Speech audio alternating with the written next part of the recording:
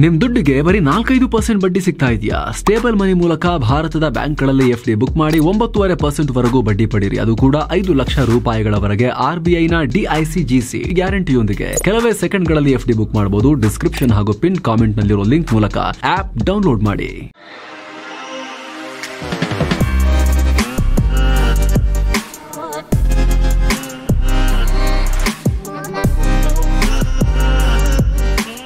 Hi friends, ದಿನದ ಎಲ್ಲ ಪ್ರಮುಖ ಸುದ್ದಿಯನ್ನು ನಿಮಗೆ ತಲುಪಿಸುವ mastmaga.com ಫುಲ್ ನ್ಯೂಸ್ಗೆ ಸ್ವಾಗತ. ನಾನು ಅಮರ್ ಪ್ರಸಾದ್.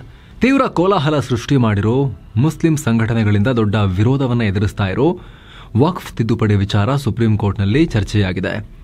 ಕೇಂದ್ರ ಸರ್ಕಾರದ ಪರವಾಗಿ ವಾದ ಮಂಡಿಸಿದ್ದ solicitor general Tushar Mehta supreme ಕೋರ್ಟ್ಗೆ ಹೊಸ ಮನವಿ ಮಾಡಿದ್ದಾರೆ. ತರಾತುರಿಯಲ್ಲಿ ವಕ್ಫ್ ಕಾನೂನಿಗೆ ಯಾವುದೇ ಮಧ್ಯಂತರ ತಡೆ ಕೊಡಕ್ಕೆ ಹೋಗ್ಬೇಡಿ. ನೀವು ಅದು ಅತ್ಯಂತ ಕಠಿಣ ಕ್ರಮವಾಗುತ್ತೆ. ನಮಗೆ ಸೂಕ್ತವಾದ ಪ್ರತಿಕ್ರಿಯೆ ನೀಡಿ ಸಂಬಂಧಪಟ್ಟ ದಾಖಲೆಗಳನ್ನು ಸಬ್ಮಿಟ್ ಮಾಡೋಕೆ 1 ವಾರದ ಟೈಮ್ ಕೊಡಬೇಕು. ದಿಢೀರಂತ ನಿರ್ಧಾರ ಮಾಡೋಕೆ ಬರೋದಿಲ್ಲ, ಸರಿಯಲ್ಲ ಅಂತ ಕೋರ್ಟ್ಗೆ ಹೇಳ್ಕೊಂಡಿದ್ದಾರೆ. ಇದಕ್ಕೆ ಪ್ರತಿಕ್ರಿಯೆ ಕೊಟ್ಟಿರೋ ಕೋರ್ಟ್, ವಕ್ಫ್ ಕಾಯ್ದೆ ಮೇಲೆ ಶಾಶ್ವತ ಅಥವಾ ತಾತ್ಕಾಲಿಕ ತಡೆ ಹೇರೋಕೆ ಆಗಲ್ಲ. ಯಾಕಂದ್ರೆ ಹೊಸ ಕಾನೂನಲ್ಲಿ ಕೆಲವೊಂದು ಪಾಸಿಟಿವ್ ಅಂಶಗಳು ಇವೆ ಅನ್ನೋ ಗಮನಾರ್ಹವಾದ ಹೇಳಿಕೆಯನ್ನು ಕೊಟ್ಟಿದೆ. ಹಾಗಾಗಿ ತಡೆ ಹೇರೋದು ಸಮರ್ಥನೀಯ ಅಲ್ಲ ಅಂತ ಕೋರ್ಟ್ ಕೂಡ ಹೇಳಿದೆ. ಇದೇ ವೇಳೆ ಕೆಲ ನಿರ್ದೇಶನಗಳನ್ನು ಕೂಡ ಕೊಟ್ಟಿದೆ. ಸದ್ಯ ವಿಚಾರಣೆ ಮುಗಿಯುವವರೆಗೂ ಕೇಂದ್ರ ವಕ್ಫ್ ಮಂಡಳಿ ಮತ್ತು ರಾಜ್ಯ ವಕ್ಫ್ ಮಂಡಳಿಯಲ್ಲಿ ಮುಸ್ಲಿಮೇತರರನ್ನ ನೇಮಿಸುವಂತಿಲ್ಲ. ಮುಂದಿನ ವಿಚಾರಣೆವರೆಗೂ ಬಳಕೆಯಿಂದ ಆದ ವಕ್ಫ್ ಜಾಗವಾಗಲಿ, ದಾಖಲೆ ಸಹಿತ ವಕ್ಫ್ ಆಸ್ತಿಯಾಗಲಿ ಅವುಗಳನ್ನು ಡಿನೋಟಿಫೈ ಮಾಡುವಂತಿಲ್ಲ ಅಂತ ಸೂಚಿಸಿದೆ. ಸಿಜೆಐ ಸಂಜೀವ್ ಖನ್ನಾ, ನ್ಯಾಯಾಧೀಶರಾದ ಸಂಜಯ್ ಕುಮಾರ್ ಮತ್ತು KV ವಿಶ್ವನಾಥನ್ ಅವರಿದ್ದ ಪೀಠ ಈ ನಿರ್ದೇಶನ ಕೊಟ್ಟು ವಿಚಾರಣೆಯನ್ನ ಮೇ 5ಕ್ಕೆ ಮುಂದೂಡಿಕೆ ಮಾಡಿದೆ. ಇನ್ನು ಇತ್ತೀಚೆಗಷ್ಟೇ ವಕ್ಫ್ ತಿದ್ದುಪಡಿ ವಿರೋಧಿಸಿ ಪಶ್ಚಿಮ ಬಂಗಾಳದ ಮುರ್ಷಿದಾಬಾದ್ನಲ್ಲಿ ಹಿಂಸಾಚಾರ ಆಗಿತ್ತು. ಈ ಕುರಿತು ತನಿಖೆ ನಡೆಸೋಕೆ ಇದೀಗ ಪಶ್ಚಿಮ ಬಂಗಾಳದ ಪೊಲೀಸರು 9 ಸದಸ್ಯರ ವಿಶೇಷ ತನಿಖಾ ತಂಡವನ್ನ ರಚಿಸಿದ್ದಾರೆ.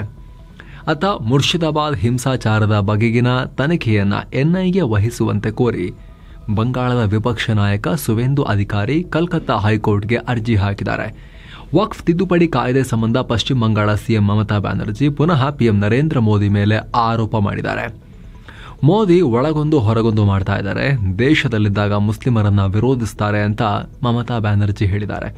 ಆದರೆ ಸೌದಿ ಅರೇಬಿಯಾಗೆ ಹೋದಾಗ ಮುಸ್ಲಿಮರನ್ನ ಭೇಟಿ ಮಾಡ್ತಾರೆ. ದುಬೈ, UAEಗೆಲ್ಲ ಹೋದಾಗ ನೀವು ಯಾರ ಆತಿಥ್ಯ ಪಡಿತೀರಿ ಮೋದಿಯವರೇ? ನೀವು ಈ ದೇಶದ ಒಳಗಿರುವಾಗ ಒಂದು ರೀತಿಯಲ್ಲಿ ಮಾತನಾಡ್ತೀರಿ, ಹೊರಗಡೆ ಹೋದಾಗ ಮತ್ತೊಂದು ರೀತಿಯಲ್ಲಿ ಮಾತನಾಡ್ತೀರಿ ಅಂತ ಮಮತಾ ಟೀಕೆ ಮಾಡಿದ್ದಾರೆ. ಇನ್ನು ಬುಧವಾರವಷ್ಟೇ ಸುಮಾರು 40 ಇಮಾಮ್ಗಳನ್ನ ಭೇಟಿ ಮಾಡಿದ್ದ ಮಮತಾ ಬ್ಯಾನರ್ಜಿ ಬಿಜೆಪಿಯೊಂದಿಗೆ ಗಡಿ ಕಾಯುವ ಸೇನೆ BSF ಮತ್ತು ಸೆಂಟ್ರಲ್ ಏಜೆನ್ಸಿಗಳೆಲ್ಲ ಸೇರ್ಕೊಂಡ್ಬಿಟ್ಟಿದ್ದಾರೆ ಅಂತ ಹೇಳಿ ಸೇನೆ ಮೇಲೂ ಆರೋಪ ಮಾಡಿದ್ದಾರೆ. ಗಲಭೆಗೆ ಸೇನೆ ಕೂಡ ಕೈ ಜೋಡಿಸಿದೆ ಅಂತ. ಮುರ್ಷಿದಾಬಾದ್ನಲ್ಲಿ ನಡೆದ ಹಿಂಸಾಚಾರ ಪೂರ್ವ ನಿಯೋಜಿತ. BSFನವರು ಬಿಜೆಪಿಯೊಂದಿಗೆ ಸೇರ್ಕೊಂಡು ಸೆಂಟ್ರಲ್ ಏಜೆನ್ಸಿ ಎಲ್ಲ ಸೇರ್ಕೊಂಡು ಪಶ್ಚಿಮ ಬಂಗಾಳದಲ್ಲಿ ದಂಗೆ ಸೃಷ್ಟಿ ಮಾಡಿದ್ದಾರೆ ಅಂತ ಆರೋಪಿಸಿದ್ದಾರೆ ಮಮತಾ ಬ್ಯಾನರ್ಜಿ. ಹೊರಗಿನವರಿಗೆ ಹಣ ಕೊಟ್ಟು ಕುಮ್ಮಕ್ಕು ಕೊಡ್ತಾ ಇದ್ದಾರೆ, ಬಾಂಗ್ಲಾದಿಂದ ಒಳನುಸುಳುವಿಕೆಗೆ ಸಹಾಯ ಮಾಡ್ತಿದ್ದಾರೆ ಅಂತ ಆರೋಪಿಸಿದ್ದಾರೆ. ಇಲ್ಲಿ ಮಮತಾ ಬ್ಯಾನರ್ಜಿ ಮೋದಿ ಮೇಲೆ, ಕೇಂದ್ರ ಸರ್ಕಾರದ ಮೇಲೆ ಆರೋಪ ಮಾಡೋಕೆ, ಪೊಲಿಟಿಕಲ್ ಆರೋಪ ಮಾಡೋಕೆ ನೋ ಪ್ರಾಬ್ಲಮ್, ಅವರವರ ಪೊಲಿಟಿಕಲ್ ಕುಸ್ತಿ ನಡಿಲಿ. ಸೆಂಟ್ರಲ್ ಏಜೆನ್ಸೀಸ್ ಮೇಲೂ ಕೂಡ ಬೇಕಾದರೆ CBI ಮೇಲೆ, ED ಮೇಲೆ, IT ಮೇಲೆ ಅವರು ಆರೋಪ ಮಾಡೋದಕ್ಕೆ ಸಂಬಂಧಪಟ್ಟಂತೆ ಕೂಡ ಒಂದು ಹಂತಕ್ಕೆ ಅದು ಕೂಡ ಜನ ಅಕ್ಸೆಪ್ಟ್ ಮಾಡ್ತಾರೆ. ಏನೋ ಪೊಲಿಟಿಕಲ್ ಆರೋಪ ಪ್ರತ್ಯಾರೋಪ ಮಾಡಿಕೊಳ್ತಿದ್ದಾರೆ ಅಂತ. ಆದರೆ ಗಡಿ ಕಾಯುವ, ಗಡಿ ರಕ್ಷಣೆಗೆ ಜೀವವನ್ನೇ ಕೊಡಬೇಕಾದಂಥ ಪರಿಸ್ಥಿತಿಯಲ್ಲಿ ದಿನವೂ ಇರುವಂತಹ ಸೇನೆ ಕೂಡ ದಂಗೆಕೋರರೊಂದಿಗೆ ಸೇರ್ಕೊಂಡಿದೆ ಅಂತ ಹೇಳೋದು, BSF ಮೇಲೆ ಆರೋಪ ಮಾಡೋದು, ಸಾಕ್ಷ್ಯ ಇಲ್ಲದೆ ಇಂಥ ಆರೋಪ ಮಾಡೋದು ಮಹಾಪಾಪ ಮಮತಾ ಬ್ಯಾನರ್ಜಿ ಅವರೇ. ಮತ್ತೊಂದು ಕಡೆ ಮುಸ್ಲಿಮರ ದಾವೂದಿ ಬೋರಾ ಕಮ್ಯುನಿಟಿ ನಿಯೋಗವೊಂದು PM ನರೇಂದ್ರ ಮೋದಿ ಅವರನ್ನ ಮೀಟ್ ಮಾಡಿ ವಕ್ಫ್ ಆಕ್ಟ್ಗೆ ಬೆಂಬಲ ಕೊಟ್ಟಿದೆ. ಮೋದಿ ಅವರ ಸಬ್ಕಾ ಸಾಥ್ ಸಬ್ಕಾ ವಿಕಾಸ್ ಘೋಷಣೆ ಅಡಿಯಲ್ಲಿ ನಮಗೆ ನಂಬಿಕೆ ಇದೆ ಅಂತ ಈ ಬೊಹರಾ ಮುಸ್ಲಿಂ ಕಮ್ಯುನಿಟಿಯವರು ಹೇಳಿದ್ದಾರೆ. ಅಂದಹಾಗೆ ಭಾರತದಲ್ಲಿ ಈ ದಾವೂದಿ ಬೋಹರಾ ಮುಸ್ಲಿಂ ಕಮ್ಯುನಿಟಿಯವರು 10ರಿಂದ 12 ಲಕ್ಷ ಜನ ಮಾತ್ರ ಇದ್ದಾರೆ, ಸಣ್ಣ ಕಮ್ಯುನಿಟಿ. ಗುಜರಾತ್ನಲ್ಲಿ ಈ ಸಮುದಾಯದ ಹೆಚ್ಚಿನವರಿದ್ದಾರೆ. ನಟ, ರಾಜಕಾರಣಿ ಹಾಗೂ ತಮಿಳುನಾಡಿನಲ್ಲಿ CM ಆಗುವ ಆಸೆಯೊಂದಿಗೆ ಪೊಲಿಟಿಕಲ್ ಪಾರ್ಟಿ ಕಟ್ಟಿರೋ ತಲಬದಿ ಅಥವಾ ತಳಪತಿ ವಿಜಯ್, ಅದೇ ರೋಲ್ಸ್ ರಾಯ್ ಟ್ಯಾಕ್ಸ್ ಗೊತ್ತಲ್ಲ ಕೇಸ್, ಆ ವಿಜಯ್ ಅವರ ವಿರುದ್ಧ ಫತ್ವಾ ಹೊರಡಿಸಲಾಗಿದೆ. ವಿಜಯ್ಗೆ ಮುಸ್ಲಿಮರು ಬೆಂಬಲ ಕೊಡಬಾರದು ಅಂತ ಉತ್ತರ ಪ್ರದೇಶದ ಮುಸ್ಲಿಂ ಧರ್ಮಗುರು ಒಬ್ಬರು ಫತ್ವಾ ಹೊರಡಿಸಿದ್ದಾರೆ. ನಟ ವಿಜಯ್ ರಾಜಕೀಯ ಪಕ್ಷ ಸ್ಥಾಪಿಸಿ ಮುಸ್ಲಿಮರೊಂದಿಗೆ ಒಳ್ಳೆ ಸಂಬಂಧವನ್ನ ಹೊಂದಿದ್ದಾರೆ. ಆದರೆ ತಮ್ಮ ದಿ ಬೀಸ್ಟ್ ಸಿನಿಮಾದಲ್ಲಿ ಮುಸ್ಲಿಮರನ್ನ ಭಯೋತ್ಪಾದನೆ ಹರಡುವವರಂತೆ ನಕಾರಾತ್ಮಕವಾಗಿ ಅವರು ತೋರಿಸಿದ್ದಾರೆ. ಮುಸ್ಲಿಮರನ್ನ ದೆವ್ವ ಮತ್ತು ರಾಕ್ಷಸರನ್ನಾಗಿ ತೋರಿಸುವ ಪ್ರಯತ್ನ ಮಾಡಿದ್ದಾರೆ. ಆ ರೀತಿಯೆಲ್ಲ ಮಾಡಿ ಈಗ ವೋಟ್ಗೋಸ್ಕರ ಮುಸ್ಲಿಮರ ಓಲೈಕೆ ಮಾಡ್ತಿದ್ದಾರೆ, ಮುಸ್ಲಿಮರ ಭಾವನೆಗಳನ್ನು ಬಳಸ್ಕೊಳ್ತಾ ಇದ್ದಾರೆ ಅಂತ ಈ ಮೌಲಾನಾ ಫತ್ವಾ ಹೊರಡಿಸ್ಬಿಟ್ಟಿದ್ದಾರೆ. ಇಫ್ತಾರ್ ಕೂಟಕ್ಕೆ ಮದ್ಯ ಸೇವಿಸೋರನ್ನ ಜೂಜುಕೋರರನ್ನೆಲ್ಲ ಆಹ್ವಾನ ಕೊಟ್ಟು ಕರೆಸಿದ್ರು. ಇದು ನಮ್ಮ ಧರ್ಮದ ಪ್ರಕಾರ ಅಕ್ರಮ ಮತ್ತು ಪಾಪ. ವಿಜಯ್ ಇಸ್ಲಾಂಗೆ ಅಪಮಾನ ಮಾಡಿದ್ದಾರೆ, ಅವರೊಬ್ಬ ಮುಸ್ಲಿಂ ವಿರೋಧಿ. ಹೀಗಾಗಿ ಮುಸ್ಲಿಮರು ತಲಬದಿ ವಿಜಯ್ ಅವರಿಂದ ಅಂತರ ಕಾಯ್ದುಕೊಳ್ಳಿ, ಅವರ ಪ್ರೋಗ್ರಾಂಗಳಿಗೆ ನೀವು ಹೋಗಬೇಡಿ, ನಿಮ್ಮ ಧಾರ್ಮಿಕ ಕಾರ್ಯಕ್ರಮಗಳಿಗೆ ಅವ್ರನ್ನ ಕರಿಬೇಡಿ ಅಂತ ಮೌಲಾನಾ ಶಹಾಬುದ್ದೀನ್ ರಿಜ್ವಿ ಬರೆಲ್ವಿ ಅನ್ನೋರು ಫತ್ವಾ ಹೊರಡಿಸಿದ್ದೀನಿ ಅಂತ ಹೇಳಿದ್ದಾರೆ. ಅಂದಹಾಗೆ ರಂಜಾನ್ ಟೈಮ್ನಲ್ಲಿ ಕಳೆದ ಮಾರ್ಚ್ 7ನೇ ತಾರೀಕು ನಟ ವಿಜಯ್ ಇಫ್ತಾರ್ ಕೂಟವನ್ನ ಆಯೋಜಿಸಿದ್ರು. ತಾವು ಕೂಡ ಮುಸ್ಲಿಮರಂತೆ ಉಡುಗೆ ತೊಟ್ಟು ರೆಡಿಯಾಗಿ ಬಂದಿದ್ರು. ಆ ವಿಚಾರ ಭಾರಿ ವಿವಾದಕ್ಕೆ ಕಾರಣ ಆಗಿತ್ತು. ತಮಿಳುನಾಡಿನ ಸುನ್ನತ್ ಜಮಾತ್ ಅನ್ನೋರು ಈ ಬಗ್ಗೆ ಕಳವಳ ವ್ಯಕ್ತಪಡಿಸಿದ್ರು. ಇಫ್ತಾರ್ ಕೂಟಕ್ಕೆ ಆಗಮಿಸಿದ ಮುಸ್ಲಿಮರಿಗೆ ಅಪಮಾನಿಸಲಾಗಿದೆ, ಮದ್ಯ ಸೇವಿಸೋರು ರೌಡಿಗಳೆಲ್ಲ ಬಂದಿದ್ರು, ವಿಜಯ್ ವಿರುದ್ಧ ಕಾನೂನು ಕ್ರಮ ತಗೋಬೇಕು ಅಂತ ದೊಡ್ಡ ವಿವಾದ ಆಗಿತ್ತು. ಇದಕ್ಕೆ ಸಂಬಂಧಪಟ್ಟಂತೆ ಮುಸ್ಲಿಮರ ಗುಂಪೊಂದು ಚೆನ್ನೈನಲ್ಲಿ ವಿಜಯ್ ವಿರುದ್ಧ ದೂರು ಕೂಡ ಕೊಟ್ಟಿತ್ತು. ಈಗ ವಿಜಯ್ ಮೇಲೆ ಫತ್ವಾನೇ ಹೊರಡಿಸಲಾಗಿದೆ. ಇದಕ್ಕೆ ಸದ್ಯಕ್ಕೆ ವಿಜಯ್ ಯಾವುದೇ ಪ್ರತಿಕ್ರಿಯೆಯನ್ನ ಕೊಟ್ಟಿಲ್ಲ. ಸರ್ಕಾರಿ ಕಾಮಗಾರಿಗಳ ಗುತ್ತಿಗೆಯಲ್ಲಿ ಮುಸ್ಲಿಂ ಸಮುದಾಯಕ್ಕೆ ರಾಜ್ಯ ಸರ್ಕಾರ ಕೊಟ್ಟಿರೋ 4% ಮೀಸಲಾತಿ ವಿಚಾರ ರಾಷ್ಟ್ರಪತಿ ಅಂಗಳಕ್ಕೆ ತಲುಪಿದೆ. ಸರ್ಕಾರ ಅಂಕಿತಕ್ಕಾಗಿ ಕಳಿಸಿದ್ದ ಈ ಮಸೂದೆಯನ್ನ ರಾಜ್ಯಪಾಲ ಥಾವರ್ ಚಂದ್ ಗೆಹ್ಲೋಟ್ ರಾಷ್ಟ್ರಪತಿ ದ್ರೌಪದಿ ಮುರ್ಮು ಅವರ ವಿವೇಚನಾಧಿಕಾರಕ್ಕೆ ಕಳಿಸಿದ್ದಾರೆ. ಬಿಜೆಪಿಯ ತೀವ್ರ ವಿರೋಧದ ನಡುವೆನೂ ಈ ಮಸೂದೆಯನ್ನ ರಾಜ್ಯ ಕಾಂಗ್ರೆಸ್ ಸರ್ಕಾರ ವಿಧಾನಮಂಡಲದಲ್ಲಿ ಪಾಸ್ ಮಾಡಿತ್ತು. ಇದೀಗ ರಾಜ್ಯಪಾಲರಿಂದ ಅಪಸ್ವರ ಕೇಳಿಬಂದಿದೆ. ಸಂವಿಧಾನ ಧರ್ಮಾಧಾರಿತ ಮೀಸಲಾತಿಗೆ ಅವಕಾಶ ಕೊಡಲ್ಲ, ಸಂವಿಧಾನದ 15 ಮತ್ತು 16ನೇ ವಿಧಿಗಳು ಧರ್ಮದ ಆಧಾರದ ಮೇಲೆ ಮೀಸಲಾತಿಯನ್ನ ನಿಷೇಧಿಸುತ್ತವೆ, ಇದು ಸಂವಿಧಾನ ವಿರೋಧಿ, ಇದು ಪಾಸ್ ಆಗಬಾರದು ಅನ್ನೋದು ಬಿಜೆಪಿಯವರ ವಿರೋಧವಾಗಿತ್ತು. ಹೀಗಾಗಿ ಇದನ್ನ ರಾಷ್ಟ್ರಪತಿಗಳ ಬಳಿ ಈಗ ರಾಜ್ಯಪಾಲರು ಕಳಿಸಿದ್ದಾರೆ. ಅಲ್ಲದೆ ಈ ವಿಧೇಯಕದ ಬಗ್ಗೆ ರಾಜ್ಯಪಾಲರು ತಕರಾರುಗಳನ್ನ ಪಟ್ಟಿ ಮಾಡಿ ರಾಜ್ಯ ಸರ್ಕಾರಕ್ಕೆ 6 ಪುಟಗಳ ಸುದೀರ್ಘ ಪತ್ರವನ್ನ ಕೂಡ ಬರೆದಿದ್ದಾರೆ. ಸೊ ಈಗ ರಾಷ್ಟ್ರಪತಿ ಇದನ್ನ ಒಪ್ಪಬಹುದು ಅಥವಾ ತಿದ್ದುಪಡಿಗೂ ವಾಪಸ್ ಕಳಿಸಬಹುದು. ಅಲ್ಲಿ ಶಾಸಕಾಂಗ ಏನಾದರೂ ತಿದ್ದುಪಡಿ ಮಾಡಿ ಮತ್ತೆ ವಾಪಸ್ ಅಂಕಿತಕ್ಕೆ ಕಳಿಸಿದ್ರೆ 3 ತಿಂಗಳ ಒಳಗಾಗಿ ರಾಷ್ಟ್ರಪತಿಗಳು ಕೂಡ ಒಪ್ಪಿಗೆ ಕೊಡಲೇಬೇಕಾಗುತ್ತೆ. ಕೋರ್ಟ್ ಇದಕ್ಕೆ ಸಂಬಂಧಪಟ್ಟಂತೆ ಮೊನ್ನೆ ಟೈಮ್ ಲೈನ್ ಫಿಕ್ಸ್ ಮಾಡಿ ಆದೇಶ ಕೊಟ್ಟಿದೆ, ಜಾಸ್ತಿ ಹಂಗೆಲ್ಲ ಇಟ್ಕೊಳಂಗಿಲ್ಲ ನೀವು ಅಂತ. ಮತ್ತೊಂದು ಕಡೆ ಇತ್ತೀಚೆಗಷ್ಟೇ ಸುಪ್ರೀಂ ಕೋರ್ಟ್ ಸರ್ಕಾರದ ಬಿಲ್ಗಳನ್ನ ಪಾಸ್ ಮಾಡೋಕೆ ರಾಷ್ಟ್ರಪತಿ ಮತ್ತು ರಾಜ್ಯಪಾಲರಿಗೆ ಡೆಡ್ ಲೈನ್ ಕೊಟ್ಟಿತ್ತು. ಇದಕ್ಕೀಗ ಉಪರಾಷ್ಟ್ರಪತಿ ಜಗದೀಪ್ ಧನ್ಕರ್ ಕಿಡಿಕಾರಿದ್ದಾರೆ. ದೇಶದ ರಾಷ್ಟ್ರಪತಿಗಳಿಗೇನೆ ಕೋರ್ಟ್ ನಿರ್ದೇಶಿಸುವಂತಹ ಪರಿಸ್ಥಿತಿ ನಮ್ಮಲ್ಲಿ ಇರಬಾರದು ಅಂತ ಹೇಳಿದ್ದಾರೆ. ಸಂವಿಧಾನದ 142ನೇ ವಿಧಿ ಸುಪ್ರೀಂ ಕೋರ್ಟ್ಗೆ ನ್ಯೂಕ್ಲಿಯರ್ ವೆಪನ್ ನಂತೆ ಪವರ್ಫುಲ್ ಆಗಿರೋ ವಿಶೇಷ ಅಧಿಕಾರ ಕೊಡುತ್ತೆ. ಇದನ್ನೀಗ ಸುಪ್ರೀಂ ಕೋರ್ಟ್ ಪ್ರಜಾಪ್ರಭುತ್ವದ ವಿರುದ್ಧ ಬಳಸ್ತಾ ಇದೆ. ಇದು ಬಹಳ ಚಿಂತೆ ಮಾಡುವಂತ ವಿಚಾರ. ನ್ಯಾಯಾಧೀಶರು ಶಾಸಕಾಂಗ, ಕಾರ್ಯಾಂಗ ಮತ್ತು ಸೂಪರ್ ಪಾರ್ಲಿಮೆಂಟ್ ಎಲ್ಲವೂ ಆಗಿ ಅವರೇ ಕೆಲಸ ಮಾಡೋ ತರ ಆಗೋಗಿದೆ. ಇಂಥ ಪ್ರಜಾಪ್ರಭುತ್ವನ ಭಾರತ ಹಿಂದೆಂದೂ ಕಂಡಿರಲಿಲ್ಲ. ನಮ್ಮ ದೇಶ ಯಾವ ಕಡೆಗೆ ಸಾಗ್ತಾ ಇದೆ, ಏನ್ ನಡೀತಾ ಇದೆ ನಮ್ಮ ರಾಷ್ಟ್ರದಲ್ಲಿ, ರಾಷ್ಟ್ರಪತಿಗಳಿಗೆ ಡೆಡ್ ಲೈನ್ ಹಾಕೋ ರೀತಿ ಪ್ರಜಾಪ್ರಭುತ್ವ ಬದಲಾಗೋದನ್ನ ನಿರೀಕ್ಷೆ ಮಾಡಿರಲಿಲ್ಲ. ಇದು ನಮ್ಮ ನೆಲದ ಕಾನೂನಲ್ಲ ಅಂತ ಹೇಳಿದ್ದಾರೆ. ಮತ್ತೊಂದು ಕಡೆ ದಿಲ್ಲಿ ಹೈಕೋರ್ಟ್ ಜಡ್ಜ್ ಯಶವಂತ್ ವರ್ಮಾರ ಮನೆಯಲ್ಲಿ ಹಣ ಸಿಕ್ಕಿದ್ರ ಕುರಿತು ಮಾತನಾಡಿದ್ದಾರೆ. ಹಣ ಸಿಕ್ಕಿರೋ ಕೇಸ್ ಬಗ್ಗೆ FIR ಯಾಕೆ ದಾಖಲಿಸಿಲ್ಲ ಅಂತ ಕೇಳಿದ್ದಾರೆ. ಅಲ್ಲದೆ ಇದೇ ಹಣ ಸಾಮಾನ್ಯ ಜನರ ಮನೆಯಲ್ಲಿ ಸಿಕ್ಕಿದ್ದಿದ್ರೆ ಎಲೆಕ್ಟ್ರಾನಿಕ್ ರಾಕೆಟ್ ರೀತಿಯಲ್ಲಿ ವಿಚಾರಣೆ ನಡೀತಾ ಇತ್ತು. ಇದೀಗ ಗಾಡಿ ಎತ್ತಿನ ಬಂಡಿ ತರನೂ ಹೋಗ್ತಾ ಇಲ್ಲ, ಸ್ಲೋ ಆಗ್ಬಿಟ್ಟಿದೆ ಅಂತ ನ್ಯಾಯಾಂಗದ ವಿರುದ್ಧ ಕಿಡಿಕಾರಿದ್ದಾರೆ. ರಾಜ್ಯ ಹಿಂದುಳಿದ ವರ್ಗಗಳ ಆಯೋಗ ಸಲ್ಲಿಸಿರೋ ಜಾತಿ ಗಣತಿ ವರದಿ ಬಗ್ಗೆ ಸಿಎಂ ಸಿದ್ದರಾಮಯ್ಯ ನೇತೃತ್ವದಲ್ಲಿ ಸಚಿವ ಸಂಪುಟ ಸಭೆ ನಡೆದಿದೆ. ಈ ಮೀಟಿಂಗ್ನಲ್ಲಿ DK ಶಿವಕುಮಾರ್, ಕಾನೂನು ಸಚಿವ SK ಪಾಟೀಲ್, HC ಮಹದೇವಪ್ಪ ಸೇರಿ ಹಲವು ಸಚಿವರು, ಶಾಸಕರು ಪಾಲ್ಗೊಂಡಿದ್ರು. ಸಭೆಯಲ್ಲಿ ಹಲವರು ಇದಕ್ಕೆ ಆಕ್ಷೇಪ ವ್ಯಕ್ತಪಡಿಸಿದ್ದಾರೆ ಅನ್ನೋ ಮಾಹಿತಿ ಸಿಗ್ತಾ ಇದೆ. ಇದಕ್ಕೆ ಸಿದ್ದರಾಮಯ್ಯ ಅವರು ಏನೇ ಇದ್ರೂ ಕೂಡ ಲಿಖಿತ ರೂಪದಲ್ಲಿ ಆಕ್ಷೇಪಣೆ ಸಲ್ಲಿಸಿ ಅಂತ ಹೇಳಿದಾರಂತೆ. ಸಿದ್ದರಾಮಯ್ಯ ಬಣ ಅಂತ ಗುರುತಿಸಲಾಗೋ ಒಂದಷ್ಟು ಸಚಿವರು ಇದಕ್ಕೆ ಬೆಂಬಲವನ್ನು ವ್ಯಕ್ತಪಡಿಸಿದ್ದಾರೆ ಅಂತ ಹೇಳಲಾಗ್ತಿದೆ. ಕೊಪ್ಪಳ ಜಿಲ್ಲೆಯ ಕರ್ನಾಟಕ ರೂರಲ್ ಇನ್ಫ್ರಾಸ್ಟ್ರಕ್ಚರ್ ಡೆವಲಪ್ಮೆಂಟ್ ಲಿಮಿಟೆಡ್ನಲ್ಲಿ 100 ಕೋಟಿ ರೂಪಾಯಿ ಹಗರಣ ನಡೆದಿರೋ ಆರೋಪ ಕೇಳಿಬಂದಿದೆ. ಸದ್ಯ ಈ ಹಗರಣದಲ್ಲಿ ಭಾಗಿಯಾದವರ ವಿರುದ್ಧ ಕ್ರಿಮಿನಲ್ ಕೇಸ್ ದಾಖಲಿಸಿ ತನಿಖೆ ನಡೆಸುವಂತೆ ಕೊಪ್ಪಳ ಉಸ್ತುವಾರಿ ಸಚಿವ ಶಿವರಾಜ್ ತಂಗಡಗಿ ಸಿಎಂ ಹಾಗೂ KRIDL MDಗೆ ಮನವಿ ಮಾಡಿದ್ದಾರೆ.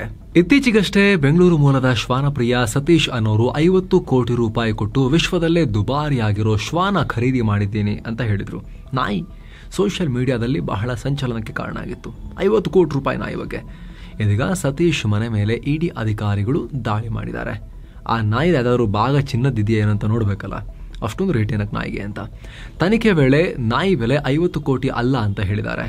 ಸದ್ಯ ED ಅಧಿಕಾರಿಗಳು ಸತೀಶರನ್ನ ವಶಕ್ಕೆ ತಗೊಂಡು ವಿಚಾರಣೆ ಒಳಪಡಿಸಿದ್ದಾರೆ. ಕಾಡು ತೋಳ ಮತ್ತು ಕಾಕಶಿಯನ್ ಶೆಫರ್ಡ್ ತಳಿಗಳ ಮಿಶ್ರಣವಾಗಿದ್ದ ಕಡಬಾಮ್ ಒಕಾಮಿ ಅಂತ ಕರೆಯುವ ಅಪರೂಪದ ನಾಯಿ ಖರೀದಿ ಮಾಡೋಕೆ ಸುಮಾರು 50 ಕೋಟಿ ರೂಪಾಯಿ ಖರ್ಚು ಮಾಡಿದ್ದೀನಿ ಅಂತ ಆತ ಹೇಳ್ಕೊಂಡಿದ್ರು. ಇದರಿಂದ ಇಡಿಯವರು ಚೂರು ನೋಡೋಣ ಇದು ಯಾವ ಥರದ ನಾಯಿ ಅಂತ ಹೇಳಿ ತನಿಖೆ ಮಾಡ್ತಿದ್ದಾರೆ. ಈಗ ದಾಖಲಾತಿ, ಪೋಷಕರ ಸಂದರ್ಶನ ಮತ್ತು ಫೀಸ್ಗೆ ಸಂಬಂಧಪಟ್ಟಂತೆ ರಾಜ್ಯ ಸರ್ಕಾರ ಖಾಸಗಿ ಶಾಲೆಗಳಿಗೆ ರೂಲ್ಸ್ ಜಾರಿ ಮಾಡಿದೆ. ಇನ್ನು ಮುಂದೆ ಖಾಸಗಿ ಶಾಲೆಯವರು ಪೋಷಕರನ್ನ ಮತ್ತು ವಿದ್ಯಾರ್ಥಿಗಳನ್ನ ಇಂಟರ್ವ್ಯೂ ಮಾಡುವಂತಿಲ್ಲ, ಮನಸೋ ಇಚ್ಛೆ ಶುಲ್ಕ ನಿಗದಿ ಮಾಡುವಂತಿಲ್ಲ. ಶುಲ್ಕವನ್ನ ಕಡ್ಡಾಯವಾಗಿ ನೋಟಿಸ್ ಬೋರ್ಡ್ ಅಲ್ಲಿ ಶಾಲೆಯ ವೆಬ್ಸೈಟ್ ನಲ್ಲಿ ಪ್ರಕಟಿಸಬೇಕು. ಶುಲ್ಕದ ಮಾಹಿತಿಯನ್ನ ಶಾಲಾ ಮಾಹಿತಿ ಪುಸ್ತಕದಲ್ಲೂ ಕೂಡ ಪ್ರಿಂಟ್ ಮಾಡಬೇಕು. ಹೆಚ್ಚುವರಿ ಶುಲ್ಕ ಪಡೆಯುವ ಹಾಗಿಲ್ಲ. ಶಾಲೆಗಳಲ್ಲಿ ಕಡ್ಡಾಯ 25% RTE ಸೀಟ್ ಮೀಸಲಿಡಲೇಬೇಕು. SC ST ವರ್ಗದ ಆಡಳಿತ ಮಂಡಳಿ ಶಾಲೆಗಳಲ್ಲಿ ಕಡ್ಡಾಯ 50% SC ST ವಿದ್ಯಾರ್ಥಿಗಳಿರಬೇಕು ಅಂತ ಹೊಸ ನಿಯಮವನ್ನು ಜಾರಿಗೊಳಿಸಿದೆ. ನಿಯಮವನ್ನೇನಾದ್ರೂ ಪಾಲನೆ ಮಾಡದೆ ಹೋದ್ರೆ ಕಠಿಣ ಕ್ರಮ ತಗೊಳ್ತೀವಿ ಅಂತ ಎಚ್ಚರಿಕೆ ಕೊಟ್ಟಿದೆ. ಏನೋ ತಮಿಳುನಾಡಿನಿಂದ ದಿನಕ್ಕೊಂದು ವಿವಾದ ಬರ್ತಾ ಇದೆ. ಈಗ ಚೆನ್ನೈನ ಮರೀನಾ ಬೀಚ್ ನಲ್ಲಿರೋ ಮಾಜಿ CM ಕರುಣಾನಿಧಿ ಸ್ಮಾರಕದ ಮೇಲೆ ಹಿಂದೂ ದೇವಸ್ಥಾನ ಪ್ರತಿಕೃತಿಯನ್ನ ಇಟ್ಟು ಶೃಂಗಾರ ಮಾಡಲಾಗಿದೆ. ಶ್ರೀ ವಿಲಿಪುತ್ತೂರ್ ದೇವಸ್ಥಾನದ ಗೋಪುರವನ್ನ ಅಲಂಕಾರಕ್ಕೆ ಬಳಸಲಾಗಿದೆ. ಇದಕ್ಕೆ ವಿಪಕ್ಷಗಳು ತೀವ್ರ ಕಿಡಿಕಾರಿತ್ತು. DMK ಹಿಂದೂ ಭಾವನೆಗಳಿಗೆ ಅಪಮಾನ ಮಾಡ್ತಾ ಇದೆ ಅಂತ ಬಿಜೆಪಿ ಹೇಳಿದೆ. ಕರುಣಾನಿಧಿಯನ್ನೇ ದೇವ್ರ ತರ ತೋರಿಸಕ್ಕೆ ಹೊರಟಿದ್ದಾರೆ ಅಂತ ಬಿಜೆಪಿ ಆರೋಪಿಸಿದೆ. ದುರಹಂಕಾರ, ಇದು ಮೂರ್ಖತನ ಅಂತೆಲ್ಲ ಟೀಕಿಸಿದೆ. ಆದ್ರೆ DMK ಇದನ್ನ ಸಮರ್ಥನೆ ಮಾಡಿಕೊಂಡಿದೆ. 1949ರಲ್ಲಿ ಒಮಂದೂರು ರಾಮಸ್ವಾಮಿ ರೆಡ್ಡಿ ಮುಖ್ಯಮಂತ್ರಿಯಾಗಿದ್ದಾಗ ಇದನ್ನ ಪಕ್ಷದ ಚಿಹ್ನೆಯಾಗಿ ಆಯ್ಕೆ ಮಾಡಿಕೊಳ್ಳಲಾಗಿತ್ತು ಅಂತ DMK ಸಮರ್ಥನೆ ಕೊಟ್ಟಿದೆ. ಭರ್ತಿ 15 ವರ್ಷಗಳ ಬಳಿಕ ಪಾಕಿಸ್ತಾನ ಮತ್ತು ಬಾಂಗ್ಲಾಗಳ ಮಧ್ಯೆ ಫಾರಿನ್ ಸೆಕ್ರೆಟರಿ ಲೆವೆಲ್ನ ಫಾರಿನ್ ಕನ್ಸಲ್ಟೇಷನ್ ಮೀಟಿಂಗ್ ನಡೆದಿದೆ. ಈ ಮೀಟಿಂಗ್ನಲ್ಲಿ ಪಾಕ್ನ ವಿದೇಶಾಂಗ ಕಾರ್ಯದರ್ಶಿ ಆಮ್ನಾ ಬಲೋಚ್ ಮತ್ತು ಬಾಂಗ್ಲಾ ವಿದೇಶಾಂಗ ಕಾರ್ಯದರ್ಶಿ ಜಶೀಮುದ್ದೀನ್ ಭಾಗಿಯಾಗಿದ್ದರು. ಢಾಕಾದಲ್ಲಿ ನಡೆದ ಈ ಸಭೆಯಲ್ಲಿ ಉಭಯ ದೇಶಗಳ ವ್ಯಾಪಾರ ಸೇರಿದಂತೆ ಸಾಕಷ್ಟು ವಿಚಾರಗಳ ಬಗ್ಗೆ ಸಹಕಾರಕ್ಕೆ ಸಂಬಂಧಪಟ್ಟಂತೆ ಚರ್ಚೆ ಮಾಡಿದಾರಂತೆ. ಬಾಂಗ್ಲಾದ ಪದಚ್ಯುತ ಪ್ರಧಾನಿ ಶೇಖ್ ಹಸೀನಾರ ಸರ್ಕಾರ ಇದ್ದಾಗ ಬಾಂಗ್ಲಾ ಪಾಕಿಸ್ತಾನವನ್ನ ದೂರ ಕೂರಿಸಿದ, ಹತ್ರ ಬರಕ್ ಬಿಟ್ಟಿರಲಿಲ್ಲ. ಆದ್ರೆ ಯೂನಸ್ ಬಂದ್ಮೇಲೆ ಬನ್ನಿ ಒಳಗೆ ಅಂತ ಬಾಗಿಲು ತೆಗೆದು ಒಳಗೆ ಬಿಟ್ಕೊಳ್ತಾ ಇದ್ದಾರೆ. ಇತ್ತೀಚೆಗಷ್ಟೇ ತಮಿಳುನಾಡು ಉನ್ನತ ಶಿಕ್ಷಣ ಸಚಿವರಾಗಿದ್ದ ಕೆ ಪೊನ್ಮುಡಿ ಹಿಂದೂ ಮತ್ತು ಮಹಿಳೆಯರ ವಿರುದ್ಧ ಅವಹೇಳನಕಾರಿ ಹೇಳಿಕೆಯನ್ನು ಕೊಟ್ಟಿದ್ರು. ದೊಡ್ಡ ವಿವಾದ ಆಗಿತ್ತು. ಸ್ಟಾಲಿನ್ ಕ್ರಮ ತಗೊಂಡ್ಬಿಟ್ಟಿದ್ರು. ಈ ಪೊನ್ಮುಡಿಯನ್ನ ಅವರ ಜವಾಬ್ದಾರಿಯಿಂದ ಮುಕ್ತಿಗೊಳಿಸಿ ಕಳಿಸಿದ್ರು ಮನೆಗೆ. ಆದ್ರೂ ಕೂಡ ವಿವಾದ ಮುಂದುವರೆದಿತ್ತು. FIR ಹಾಕಾಗಿಲ್ಲ ಇನ್ನು ಅಂತ. ಇದಕ್ಕೆ ಸಂಬಂಧಪಟ್ಟಂತೆ FIR ದಾಖಲಿಸಬೇಕು ಅಂತ ಮದ್ರಾಸ್ ಹೈಕೋರ್ಟ್ ಈಗ ಮಧ್ಯಪ್ರವೇಶ ಮಾಡಿ ತಮಿಳುನಾಡು ಪೊಲೀಸರಿಗೆ ಡೆಡ್ಲೈನ್ ಕೊಟ್ಟಿದೆ. ಏಪ್ರಿಲ್ 27ರ ಒಳಗೆ ಈ ಪೊನ್ಮುಡಿ ಮೇಲೆ ಕೇಸ್ ದಾಖಲಾಗಿರಬೇಕು ಅಂತ ಹೇಳಿದೆ. ಭಾರತದ ವಿರುದ್ಧ ಉದ್ದುದ್ದ ಭಾಷಣ ಬಿಗಿದ್ದ ಪಾಕ್ ಸೇನಾ ಮುಖ್ಯಸ್ಥ ಅಸೀಂ ಮುನೀರ್ ಹೇಳಿಕೆಗೆ ಭಾರತ ರಿಯಾಕ್ಟ್ ಮಾಡಿದೆ. ಭಾರತಕ್ಕೆ ಸೇರಿದ ಇಂಪಾರ್ಟೆಂಟ್ ಪ್ರದೇಶವನ್ನ ಅದು ಹೇಗೆ ಪಾಕಿಸ್ತಾನ ತನ್ನದು ಅಂತ ಹೇಳುತ್ತೆ ಅಂತ ಪ್ರಶ್ನೆ ಮಾಡಿದೆ. ಜೊತೆಗೆ ಕಾಶ್ಮೀರಕ್ಕೂ ಪಾಕಿಸ್ತಾನಕ್ಕೂ ಯಾವುದೇ ಸಂಬಂಧ ಇಲ್ಲ. ಇರೋ ಒಂದೇ ಒಂದು ಸಂಬಂಧ ಅಂದ್ರೆ ಕಾಶ್ಮೀರದಿಂದ ಜಾಗ ಖಾಲಿ ಮಾಡೋದು. ಅದು ಬಿಟ್ರೆ ನಮಗೂ ಅವ್ರಿಗೂ ಯಾವ ಸಂಬಂಧನೂ ಇಲ್ಲ ಅಂತ ಭಾರತ ತಿರುಗೇಟು ಕೊಟ್ಟಿದೆ. ಅಂದ ಹಾಗೆ ಪಾಕಿಸ್ತಾನದ ಸೇನಾ ಮುಖ್ಯಸ್ಥ ಕಾಶ್ಮೀರ ಪಾಕಿಸ್ತಾನಕ್ಕೆ ಸೇರಿದ್ದು, ಅದನ್ನು ವಿಶ್ವದ ಯಾವುದೇ ಶಕ್ತಿ ನಮ್ಮಿಂದ ಬೇರ್ಪಡಿಸಕ್ ಆಗಲ್ಲ ಅಂತ ಹೇಳಿದ್ರು. ಜೊತೆಗೆ ಸಿಕ್ಕಾಪಟ್ಟೆ ಹಿಂದೂ ಮತ್ತು ಮುಸ್ಲಿಮರ ನಡುವೆ ಬೆಂಕಿ ಹಾಕೋ ಹೇಳಿಕೆಯನ್ನ ಕೂಡ ಕೊಟ್ಟಿದ್ರು. ಅದಕ್ಕೆ ಭಾರತ ಈ ರೀತಿ ಪ್ರತಿಕ್ರಿಯೆ ಕೊಟ್ಟಿದೆ. IPLನ ಸನ್ ರೈಸರ್ಸ್ ಹೈದರಾಬಾದ್ ತಂಡದ ಆಟಗಾರ ಟ್ರಾವಿಸ್ ಹೆಡ್ರನ್ನ ಒಳಗೊಂಡ ಊಬರ್ ಜಾಹೀರಾತಿನ ವಿರುದ್ಧ RCB ದಿಲ್ಲಿ ಹೈಕೋರ್ಟ್ಗೆ ಹೋಗಿದೆ. ಊಬರ್ ತನ್ನ ಯೂಟ್ಯೂಬ್ ಆಡ್ನಲ್ಲಿ RCBಯ ಟ್ರೇಡ್ ಮಾರ್ಕ್ ಅನ್ನ ಅವಹೇಳನ ಮಾಡಿದೆ ಅಂತ ಆರೋಪಿಸಿದೆ. ಊಬರ್ ಆಡ್ನಲ್ಲಿ ರಾಯಲ್ ಚಾಲೆಂಜ್ಡ್ ಅಂತ ಉಲ್ಲೇಖಿಸಿತು. ಈ ಆಡ್ನಲ್ಲಿ ಟ್ರಾವಿಸ್ ಹೆಡ್ ಮತ್ತು ಊಬರ್ ಸಿಬ್ಬಂದಿ ಸ್ಟೇಡಿಯಂನ ಒಳಗೆ ನುಗ್ಗಿ ಅಲ್ಲಿ ಬೆಂಗಳೂರು ವರ್ಸಸ್ ಹೈದರಾಬಾದ್ ಅಂತ ಬರೆದಿದ್ದ ಬೋರ್ಡ್ ಮೇಲೆ ಬೆಂಗಳೂರು ಮುಂದೆ ರಾಯಲಿ ಚಾಲೆಂಜ್ಡ್ ಅಂತ ಸ್ಪ್ರೇ ಕ್ಯಾನ್ ಬಳಸಿ ಅಳಿಸಿ ಅದನ್ನು ಚೇಂಜ್ ಮಾಡ್ತಾರೆ.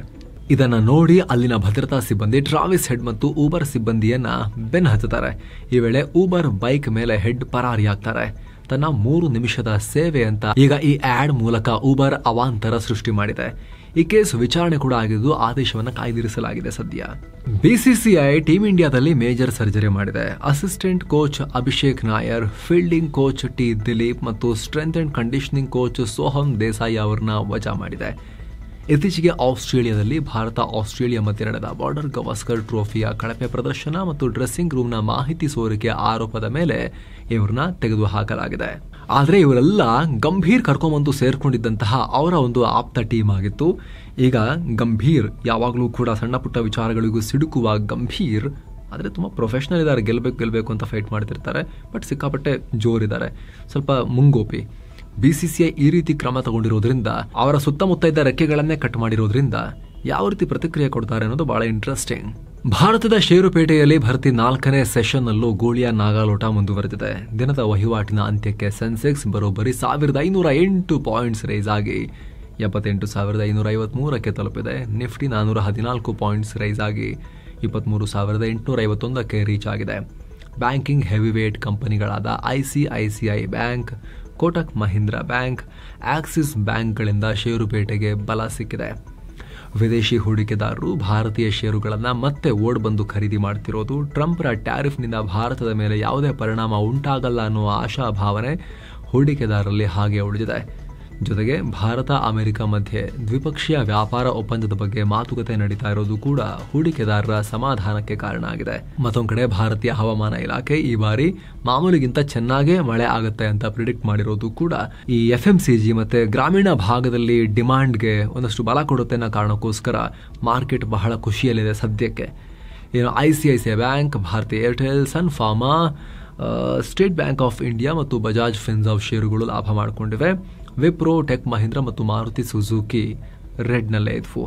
ಡಾಲರ್ ಮುಂದೆ ರೂಪಾಯಿ ಮೌಲ್ಯ 27 ಪೈಸೆ ಏರಿಕೆಯಾಗಿ 85 ರೂಪಾಯಿ 37 ಪೈಸೆಯಾಗಿದೆ. ಚಿನ್ನ ಮತ್ತು ಬೆಳ್ಳಿ ಬೆಲೆ ವಿಚಾರಕ್ಕೆ ಬಂದರೆ 24 ಕ್ಯಾರೆಟ್ನ 10 ಗ್ರಾಂ ಚಿನ್ನದ ಬೆಲೆಯಲ್ಲಿ 331 ರೂಪಾಯಿ ಹೆಚ್ಚಾಗಿ 94,910 ರೂಪಾಯಿ ಆಗಿದೆ. 22 ಕ್ಯಾರೆಟ್ನ 10 ಗ್ರಾಂ ಚಿನ್ನದ ಬೆಲೆಯಲ್ಲಿ 306 ರೂಪಾಯಿ ಹೆಚ್ಚಾಗಿ 86,940 ರೂಪಾಯಿ ಆಗಿದೆ. 1 ಕೆಜಿ ಬೆಳ್ಳಿ ಬೆಲೆಯಲ್ಲಿ 1,424 ರೂಪಾಯಿ ಕಮ್ಮಿಯಾಗಿ 95,151 ರೂಪಾಯಿ ಆಗಿದೆ. ಸೊ ಫ್ರೆಂಡ್ಸ್, ಇದಾಗಿತ್ತು ಇವತ್ತಿನ ಫುಲ್ ನ್ಯೂಸ್. ನಾವು ಕೊಯ್ದಿಲ್ಲ, ಎಳೆದಿಲ್ಲ, ಕಿರ್ಚಾಡಿಲ್ಲ, ಕೇವಲ ಸುದ್ದಿಯ ರೀತಿಯಲ್ಲಿ ನಿಮಗೆ ತಲುಪಿಸುವ ಪ್ರಯತ್ನವನ್ನು ಮಾಡಿದ್ದೀವಿ. ನಮ್ಮ ಈ ಪ್ರಯತ್ನ ನಿಮಗೆ ಇಷ್ಟ ಆಗ್ತಾ ಇದ್ರೆ ದಯವಿಟ್ಟು mastmaga.com ಚಾನಲ್ಗೆ ಸಬ್ಸ್ಕ್ರೈಬ್ ಮಾಡಿ, ಪಕ್ಕದ ಬೆಲ್ ಐಕಾನ್ ಮೇಲೆ ಕ್ಲಿಕ್ ಮಾಡೋದನ್ನ ಯಾವುದೇ ಕಾರಣಕ್ಕೂ ಮರಿಬೇಡಿ. Thank you so much. ಮತ್ತೆ ಭೇಟಿ ಆಗ್ತಿರೋಣ. ನಮಸ್ತೆ.